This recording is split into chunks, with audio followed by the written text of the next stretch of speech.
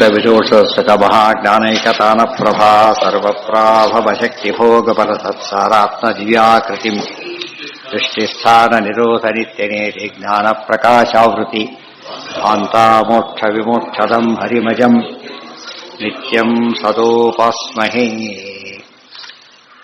दिक्षुयानाद्दशो यशो व्याप्तम् कीर्तिः प्रत्यक्षस्तुति ಶಬ್ದನಿರ್ಣಯ ಅದು ಮುಗಿದಿತ್ತು ನಿನ್ನೆದು ಗೊತ್ತಾಯ್ತಾ. ಕರ್ಣೋಪಿಧಾಯ ದೇವರು ಮಹಿಮೆಯನ್ನು ಹೇಳ್ತಾ ದೇವರ ಸ್ತೋತ್ರ ಎಲ್ಲಿ ಕೇಳಬೇಕು ಅಂದ್ರೆ ಕಿವಿ ಮುಚ್ಕೊಂಡ್ರೆ ಕೇಳಕ್ಕೆ ಬರುತ್ತೆ. ಗೊತ್ತಾಯ್ತಾ. ಓಂ ಅಂತ ಶಬ್ದ ಕೇಳ್ತದೆ ಯಾವುದೋ ಸ್ತುತಿ ಅಲ್ಲ, ಅದು ವಾಯುದೇವರು ಮಾಡ್ತಕ್ಕಂಥ ಸ್ತುತಿ. ಆ ಸ್ತುತಿ ನಡೆದಿದೆ ಅಂದ್ರೆ ಬದುಕಿದ್ದಾನೆ ಅಂತ ಅರ್ಥ. ಅದು ಕೇಳಿಸಿಲ್ಲ ಅಂದ್ರೆ ಕಿವುಡ್ರಿಗೆ ಅಪ್ಲಿಕಬಲ್ ಅಲ್ಲ, ಇದು ಕಿವುಡ್ರಿಗೆ ಅಪ್ಲಿಕಬಲ್ ಅಲ್ಲ. ಕಿವುಡ್ರು ಕಾಣಿಸುತ್ತಲ್ಲ ಗೊತ್ತಿಲ್ಲ, ಕೇಳಿ ನೋಡ್ಬೇಕು. ಕಿವುಡಿಗೆ ಕೇಳಿಸುತ್ತಾ ಯಾರಿಗೂ ಗೊತ್ತು, ಅದು ನಾ ಕೇಳುತ್ತಾ ಅಂತ ಕೂಡ ಕೇಳಲ್ಲ. ಮುಂದೆ ದಿಕ್ಷು ಯಾನಾತ್ ಯಶೋ ವ್ಯಾಪ್ತಂ, ಅದಕ್ಕೆ ಅದು ಪದ ಉಪಯೋಗಿಸಿದ್ದಾರೆ. ಯಶಸ್ಸು ಅಂತ ಒಂದು, ಕೀರ್ತಿ ಅಂತ ಒಂದು. ಉಪನಿಷತ್ತಲ್ಲಿ ಬಂದಿದೆ ಆ ಮಾತು. ಯಶಸ್ಸು ಒಂದು, ಕೀರ್ತಿ ಒಂದು. ಅವಾಗ ಒಂದು ಸಂಶಯ ಬರುತ್ತೆ, ಏನು ಎರಡು ಒಂದೇ ಅಲ್ಲ ರಿಪಿಟೇಷನ್ ಜಾತಕ್ಕೆ?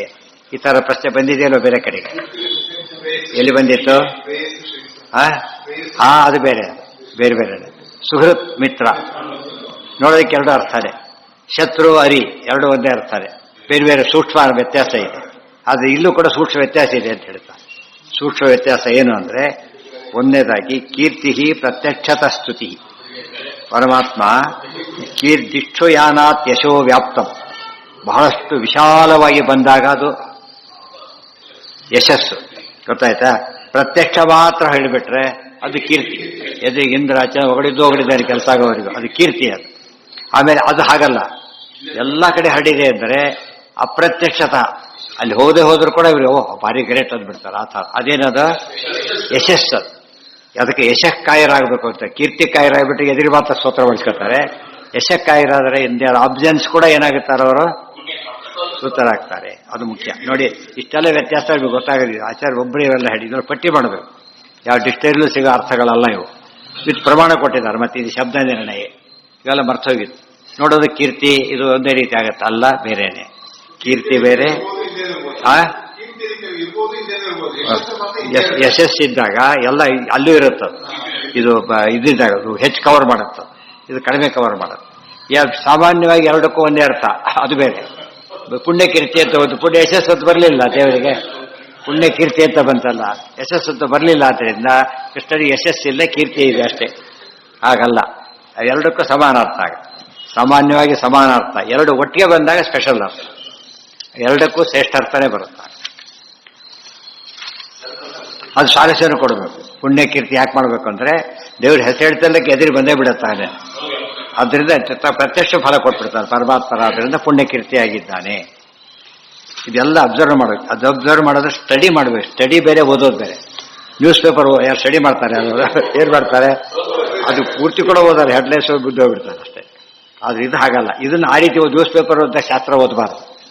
ನೋಡೋದು ಇಟ್ಬಿಡೋದು, ಸತ್ವಣಿ ಮುಗಿತು ಅಲ್ಲ. ಪದ ಪದ ಓದಬೇಕು, ಮತ್ತೆ ಮತ್ತೆ ಓದಬೇಕು. ಟೆಕ್ಸ್ಟ್ ಬುಕ್ ಓದ್ ಹಾಗೆ. ಟೆಕ್ಸ್ಟ್ ಬುಕ್ ಎಷ್ಟೆಲ್ಲ ಓದಿರ್ತಾನೆ, ಪರೀಕ್ಷೆ ನಾಡಿ ಇತ್ತು, ಪೋಸ್ಟ್ಪೋನ್ ಆಯ್ತು, ಮತ್ತೆ ಓದ್ತಾರೆ, ಬಿಡೋದಿಲ್ಲ. ಹೋಯ್ತಾ ಅಂತ ಬಿಡೋದಿಲ್ಲ. ಯಾಕೆ? ಎಷ್ಟೊತ್ತು ಓದಿದ್ರೆ ಪ್ರಯೋಜನ ಇದೆ. ಅದಕ್ಕೆ ಸರ್ವಮೂಲಗಳನ್ನು ಪಾರಾಯಣ ಅನ್ನೋ ಪದ್ಧತಿ ಬೇರೆ, ಅದಿರಬೇಕು, ಹೋಗಬಾರ್ದು. ಅಷ್ಟಕ್ಕೆ ಲಿಮಿಟ್ ಆದರೆ ತಪ್ಪದು. ಆ ಅಧ್ಯಯನಕ್ಕೆ ಹೆಲ್ಪ್ ಆಗಲಿಕ್ಕೆ, ಅದು ಅಧ್ಯಯನ ಮಾಡಿದ್ರೆ ಜ್ಞಾಪಕ ಆಗಲಿಕ್ಕೆ ಮತ್ತೆ ಬೇಕು. ಅದು ಬಿಟ್ಟು ಬರೀ ಪಾರಾಯಣ ಮಾಡ್ತಿದ್ರೆ ಅದಕ್ಕೆ ಅರ್ಥ ಆಗಿಲ್ಲ ಅಂದರೆ ಅದು ಫಲ ಕೊಡೋದಿಲ್ಲ. ಎಷ್ಟು ಬೇಕೋ ಅಷ್ಟು ಕೊಡುತ್ತೆ, ಪೂರ್ತಿ ಕೊಡೋಕ್ಕೆ ಸಾಧ್ಯ ಇಲ್ಲ. ದಿಕ್ಷುಯಾನ ದಶೋ ವ್ಯಾಪ್ತಂ ಅದು ಯಾಕೆ ಹೇಳ್ತಾರೆ? ಯಶಸ್ ಅಂತ ಪದ ಉಪಯೋಗಿಸ. ಯಾನ ಅಂದ್ರೆ ಯಶಸ್ಸು, ಶ ಅಂದ್ರೆ ಸುಖ. ಅಲ್ಲಿ ಹೋಗೋದ್ರಿಂದ ಅದಕ್ಕೆ ಯಶಸ್ಸು ಅಂತ ಹೆಸರಾಯಿತು. ಕೀರ್ತಿ ಅಂದ್ರೆ ಪ್ರತ್ಯಕ್ಷದಲ್ಲೇ ಬರೋದ್ರಿಂದ ಅದು ಕೀರ್ತಿ ಅಂತ ಕರೀತಾರೆ.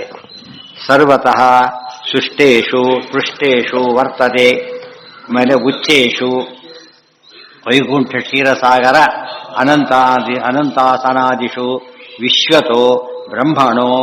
ಆಮೇಲೆ ಅಪಿ ಉಚ್ಚೇಶು. ಪರಮಾತ್ಮ ಎಷ್ಟು ಮೇಲಿದ್ದಾನೆಂದರೆ ಸರ್ವತಃ ಪೃಷ್ಟೇಶು ಅಗ್ರತೋ ನಾರಸಿಂಹಶ್ಚ ಪೃಷ್ಠತೋ ಗೋಪಿನಂದನ.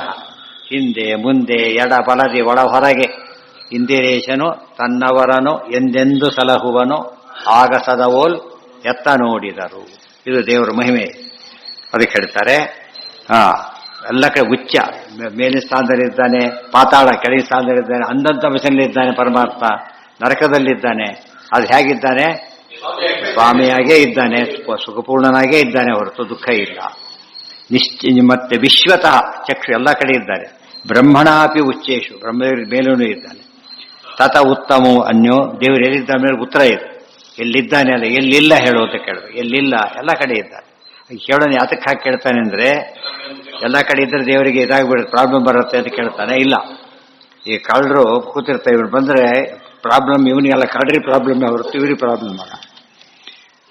ಉತ್ತಮೋ ಅನ್ಯೋ ನಾಸ್ತೀತಿ ಅನುತ್ತಮಾಹ. ಅನುತ್ತಮ ಶಬ್ದಕ್ಕೆ ಮೇಲ್ನೋಟಕ್ಕೆ ನಾವು ಉತ್ತಮ ಅಂತ ಓದಬಾರದು. ನೈ ತತ್ವಶ ಮಾಡ್ಕೊಂಡ್ಬಿಟ್ರೆ ಏನಾಗುತ್ತದ, ಉತ್ತಮ ಅಲ್ಲ ಅಂತ ಬಿಡುತ್ತೆ. ಅನುತ್ತಮ ಬಹುರಿ ಮಾಡ್ಕೊಂಡ್ಬಿಟ್ರೆ ಇವನಿಗಿಂತ ಉತ್ತಮನೇ ಇಲ್ಲ, ಗೊತ್ತಾಯ್ತಾ? ಅದು ಬಹುರಿ ಮಾಡ್ಕೊಂಡ್ಬಿಟ್ರೆ ತಕ್ಷಣ ಸ್ತುತಿ ಆಗುತ್ತೆ. ಇಲ್ಲಿ ಬಂದು ಅನುತ್ತಮ ದುರಾದರ್ಶ, ವಿಷ್ಣು ಸಹಸ್ರನಾಮದ ಭಾಷ್ಯ ಇದ್ದಾಗ ಈ ಭಾಗ ತಗೊಂಡ್ಬಿಟ್ರೆ ವಿಷ್ಣು ಸಹಸ್ರನಾಮ ಅರ್ಥ ಆಗುತ್ತೆ.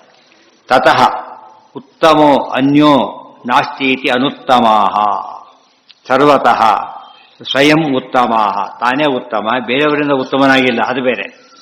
ಉತ್ತಮ ಆಗಿದ್ದು ಬೇರೆಯವರು ಮಾಡಿದ್ದಕ್ಕಲ್ಲ, ಪಟ್ಟಾಭಿಷೇಕ ಮಾಡಿದ್ದಕ್ಕೆ ಕೀರ್ತಿ ಬಂತು, ಮಾಡಲಿಲ್ಲ ಇರ್ತಿರ್ಲಿಲ್ಲ, ಅಪಾಯಿಂಟ್ಮೆಂಟ್ ಆಗಲಿಲ್ಲ ಹೋಗ್ತಿತ್ತು, ಹಾಗಲ್ಲ, ಸ್ವತಃ ಆಗಿದ್ದಾನೆ ಪರಮಾತ್ಮ. ಪೃಥಿವೀಸ್ಥೇಷು ಸರ್ವೋಚ್ಯೋ, ಅಲ್ಲಿಗಿರಲಿ, ನಾಳೆ ಇನ್ನು ಜಾಸ್ತಿ ಇದೆ ನಾಳೆ.